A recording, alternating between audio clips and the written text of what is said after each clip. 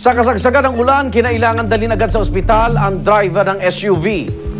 Ano ang ugat ng naturang aksidente at paano sana ito naiwasan?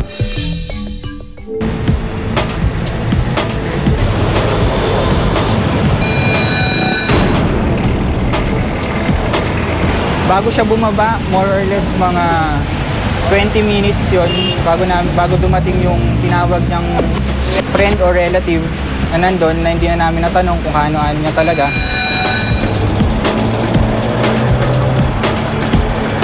After nun, doon lang siya bumaba and then nag-agree na siya na pumunta ng hospital. Saan po tayo pupunta ngayon, sir? Medical City.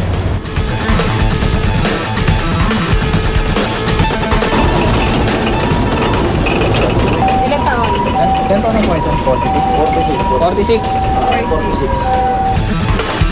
Sa ambulance, pansin niya nakaupo yung patient kasi mas gusto niya yung nakaupo, prefer niya dahil nahirapan daw siya pag nakahiga, nahihilo daw siya. And then, nung nilinis namin yung mga sugat niya sa kamay, tinitignan namin kung meron pang further injury na may mas malalim pang cuts.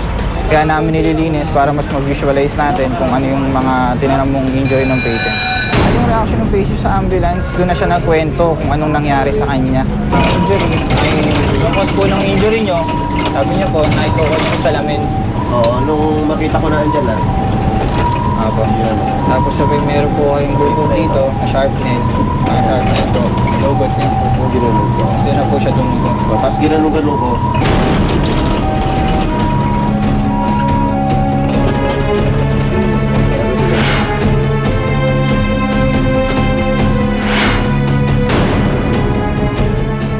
Based dun sa initial findings ng doktor, minor injury lang daw kasi sa kamay. Pero magraran pa daw sila ng test sa x-ray at saka CT scan doon sa tiyan.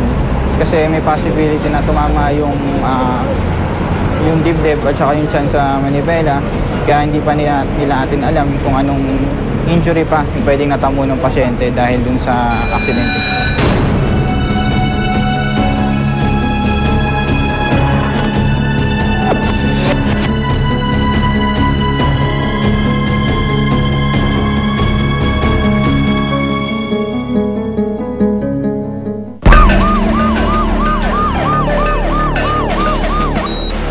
Masabi ko sa mga driver, no, pag nagmamaniyo, so, lalo na paggabi, lalo na pag madilim, so i-observe natin yung traffic sign, yung mga warning device. Kasi pa dyan, ligtas talaga sila dyan pag makakita nila yan.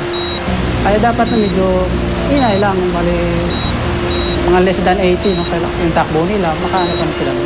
Kasi maganyang oras kasi mga maluwag yung kalsada eh. So overspeeding, may tendency overspeeding. So bago na makita, bulaga na, dyan na, bangga na sila. Mga oras nangyari? Mga 12. May mga nakaparada po kasi yung dito sa sakyan. Kasi nagbisto lang one way po eh. Nung lulusot na ako, saka siya marangkada ng